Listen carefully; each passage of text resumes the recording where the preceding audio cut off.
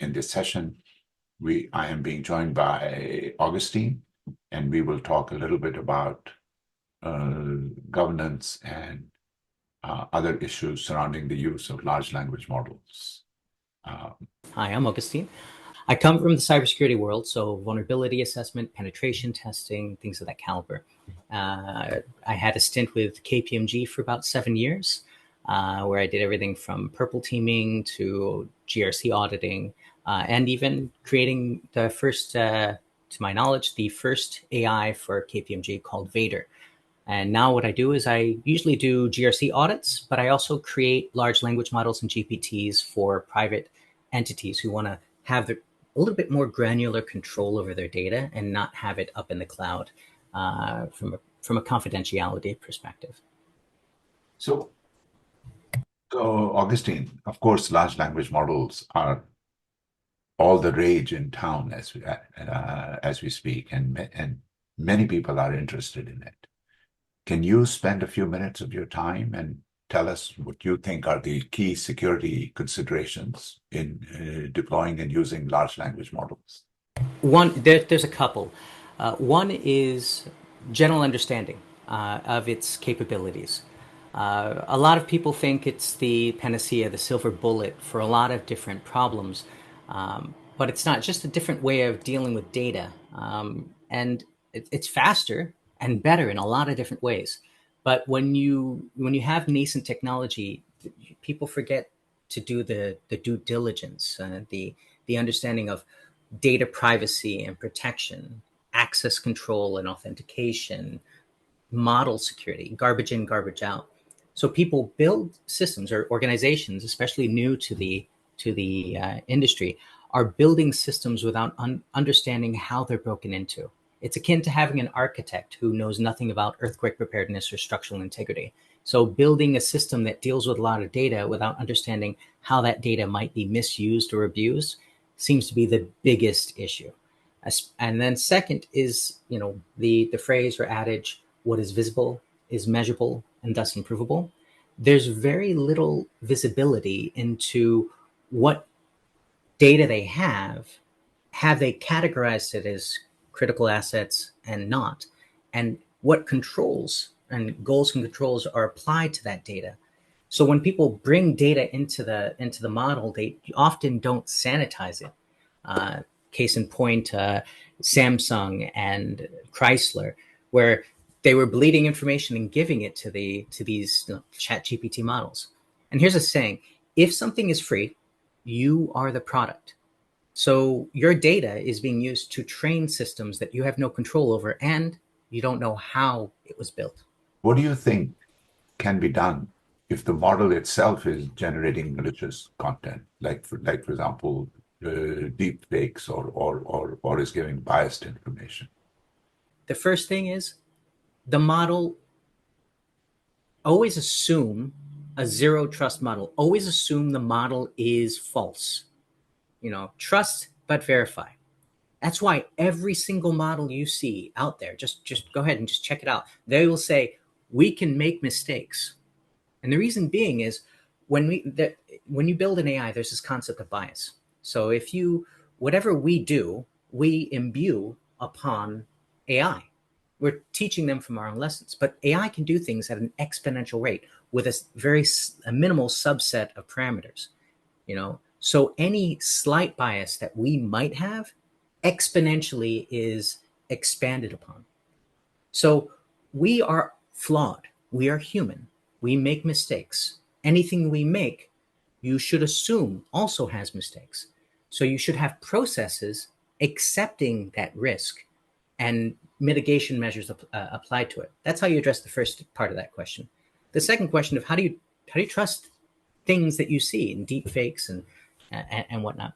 And the trick is don't trust digital interfaces in so much as you can throw them, or in this case, validate them. So trust but verify.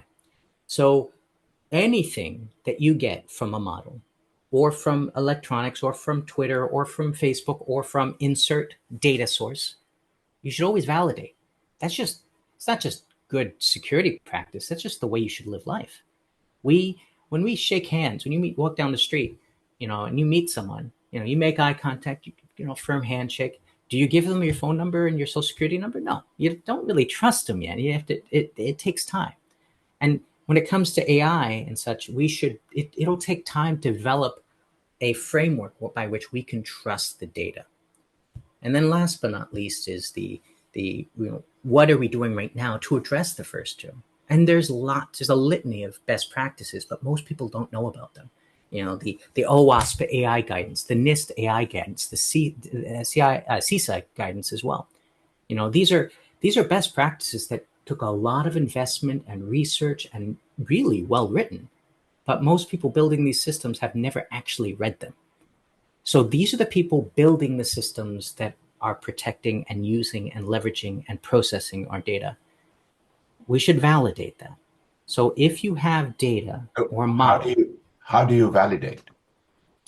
You can't ask the model. No, you can't ask the model. Right. You must work with an environment where you don't trust the model. I build models for entities, but I clearly state I am a flawed individual, and anything I make will also be flawed.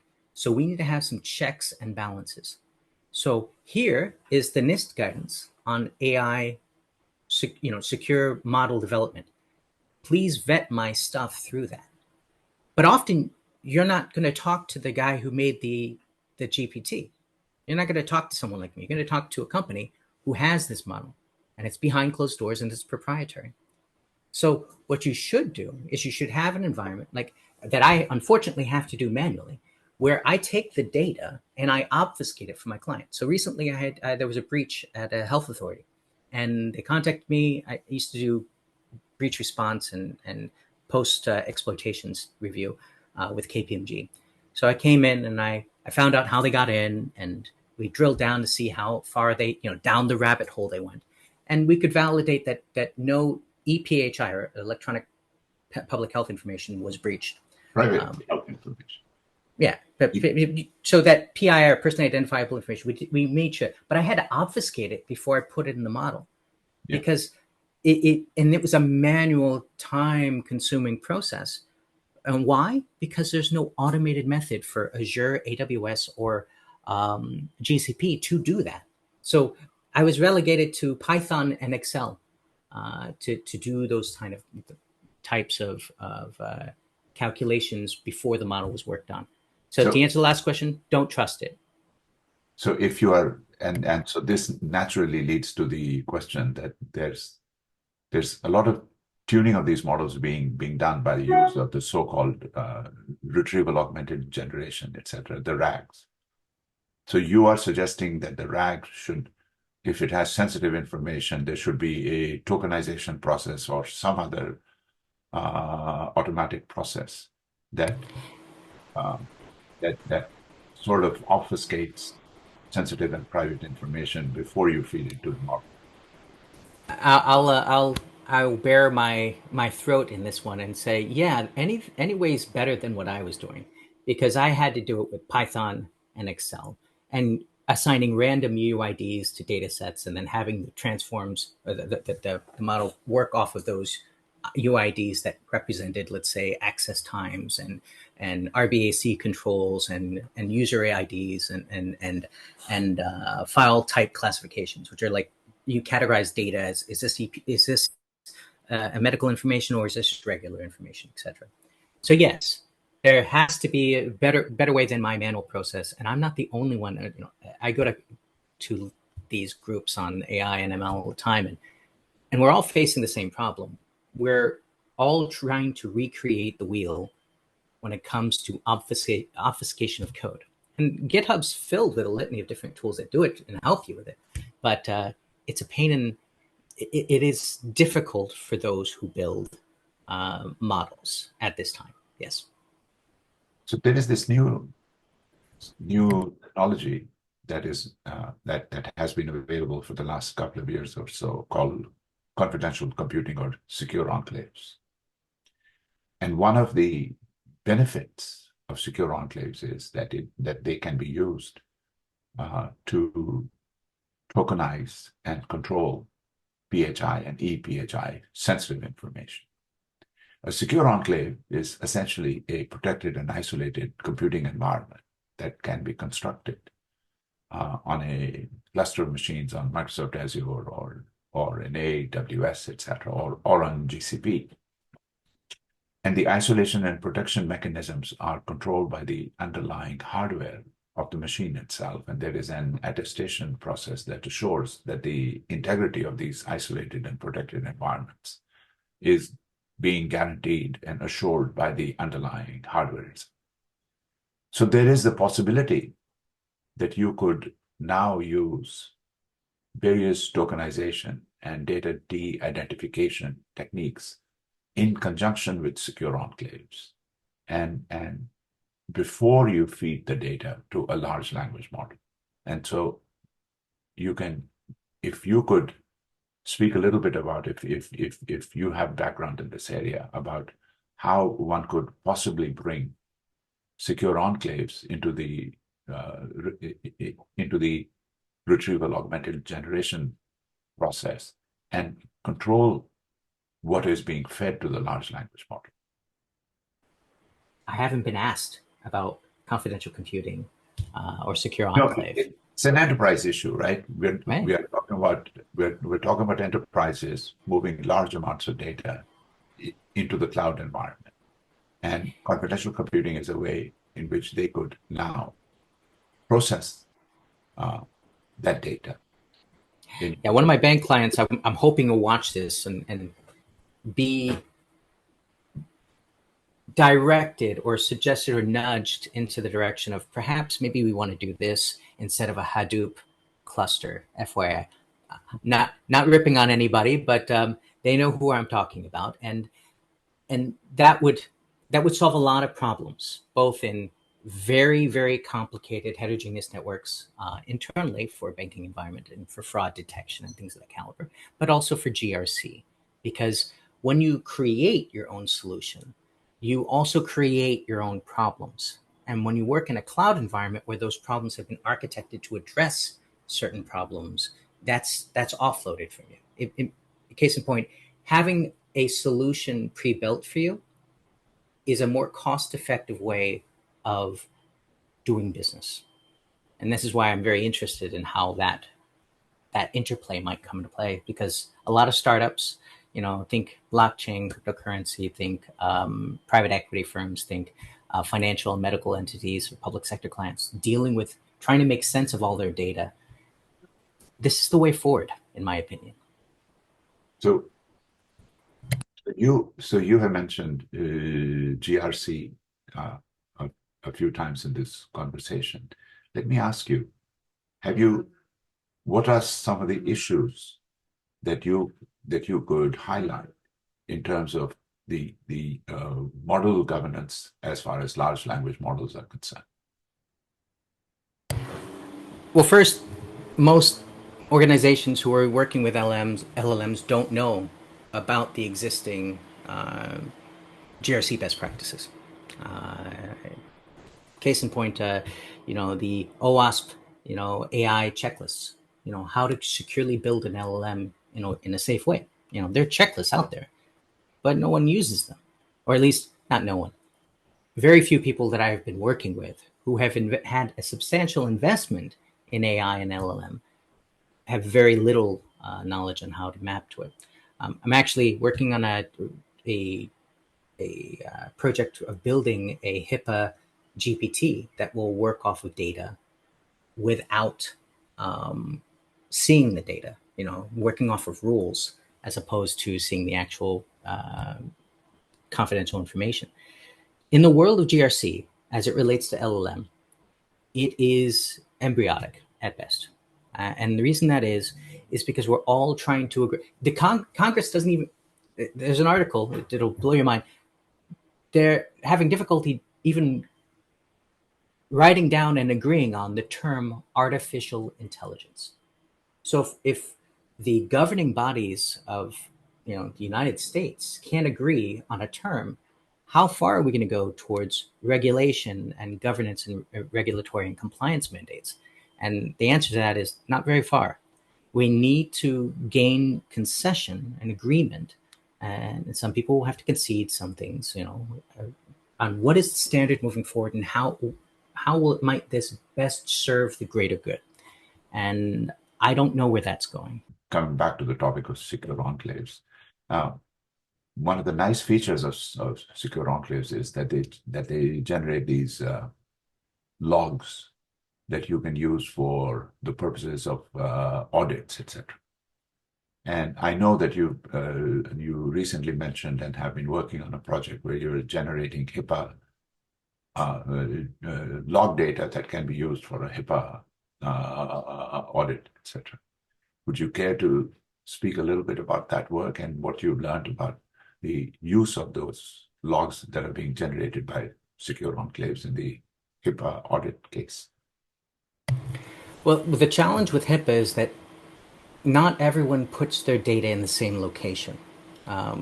So AWS and Azure and GCP, they have default logs where for certain different types of compute, configurations. However, most people working in the cloud have what they call the 1-2 problem. The 1-2 problem is, 1, classify the data, 2, transfer the data or work with the data. So identify the problem and then work on the problem. The identification of a problem is a multi-headed problem because a lot of them work on what they call PACS, or picture and archiving communication systems. So think AGFA, think Siemens Medical, think Cerner, and they classify data and categorize data differently. And then you have to share that data. So you have databases, and then you have different ways of storing that data. And unfortunately, there's not a unified classification for certain types of data. It should be, is this EPHI, yes or no? It should be a very binary Boolean logic, but unfortunately, yes or no, or if yes, no, if not, then basically true, false, else. But it's not done. So if there's no classification of HIPAA, the standard classification of HIPAA data, or HIPAA data that would be classified as within the scope of HIPAA, then how is it transferred into the cloud? So then you have this lift and shift of data that sometimes is poorly, if not at all, classified, and then moved into the cloud environment. And often, I've seen it in S3 bucket. Basically, I've seen data that was encrypted be decrypted, transferred, and put into an unencrypted container. And that's a common thing. So that is another problem with the way this should go. From what you're saying, and please correct me if I'm wrong, with a secure enclave, they wouldn't have to make that leap of faith without the data being obfuscated and encrypted or in any way, shape, or form secured, so that the model is not working on raw data, it's working off of this obfuscated environment. Is that correct? Could you care to expand? Right. If one way to use secure enclaves is to sanitize sensitive data before you feed it to the large language model. And so in that sense, the enclave runs a tokenization process or some other data de-identification process.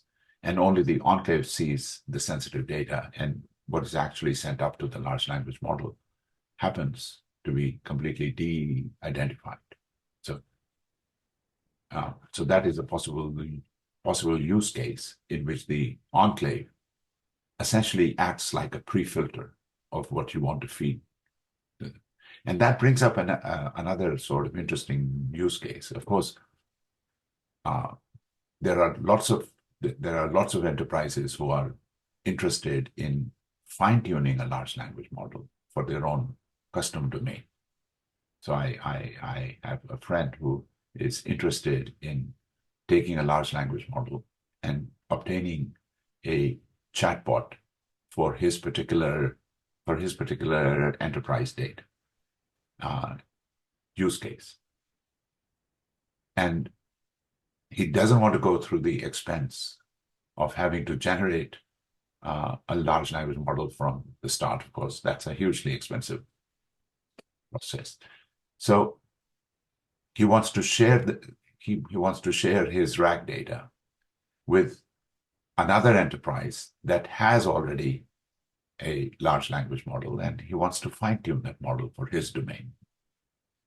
And one use case there involves the idea of using the secure enclaves in such a way that you do an envelope encryption, and you encrypt. He gives an encrypted copy of his data to he shares an encrypted copy of his data with this enterprise, and then the enterprise uses a model loader, a data loader, to provide the data to the large language model, which works off of the decrypted data itself.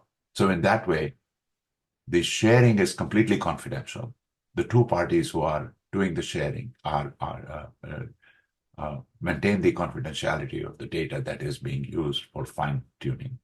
But at the same time, the model is being triggered from the secure enclave by a set of envelope encryption keys that allow the model to decrypt the data and then use it for fine-tuning purposes. So that is a use case that is of interest to people who want to who want to protect the shared data that they want to use in doing a customization using a RAG model. When you have an organization, you want to make sure that you have what happens when bad things occur, right? So business continuity is how do we keep the company running? And disaster recovery planning is how do we do the things to build the things to do the minimal and get us back? And there's these metrics like recovery time objective, recovery point objective, and there's a myriad of different playbooks, as it were, of how you run it. The challenge for this bank is that they didn't have all their BCP and DRP document, their business continuity planning and their disaster recovery planning documentation was a bit antiquated. And it wasn't tied into this component of IT service management called change management and configuration management with a subset of patch and release. So how do you solve that problem? We know where the data is for their change management. They know where the release and their builds, what they call the mop and a bop, the method of procedure, the backup plan, request for changes, the deviations of CIs or configuration items, all this technical detail, but it's all over the place. So creating a LLM that just you dump the data in and it makes sense and it helps generate documentation in real time that is more truer to fit for purpose or truer to form or more accurate to a central point of truth was the initiative. It's grown. It's been there for now 2 years, 3 years? No, 2018. Gee, 2018, since 2018. And reaching out to the team that it's still working and they love it. They've actually expanded that significantly, more complicated than I had ever imagined, but they're dealing with a lot of data. So these are cool, simple models that ways of using it, but also creating a chatbot. You can take data of who does what. Think of your organizational chart data and then the who, what, where data and making sense of it in a chatbot using just your organizational data and then setting filters based off of visibility and also what they call non-repudiation, who access what, when, how, etc. There's a new style of attack called adversarial attacks on large language models, etc. Do you have any sort of experience of that or any thoughts in that direction? The challenge is that people are building things without actually learning how to defend those things or looking at how those things will be attacked. So if there's any one of you, anyone in the audience who's interested in building technology or leveraging technology, I don't know how to impress upon you enough. Learn how to do adversarial attacks against your model, against your systems. If you're doing NIST, 177, it requires vulnerability assessments, penetration tests. NIST 800, 3759, 853, they all have this component of trust but verify. And that means vulnerability assessments and penetration testing. That doesn't mean except for AI. That means, oh, heck yes, include AI. That should be in the very forefront. Because if you don't trust the models that you put the data in, how do you trust the data? Yeah. Well, thank you so much for your time, Augustine. It's been a great pleasure. And thank you for sharing your thoughts and giving us a little bit of your time. It's been a great pleasure to chat with you. Thank you so much. My pleasure. Thank you.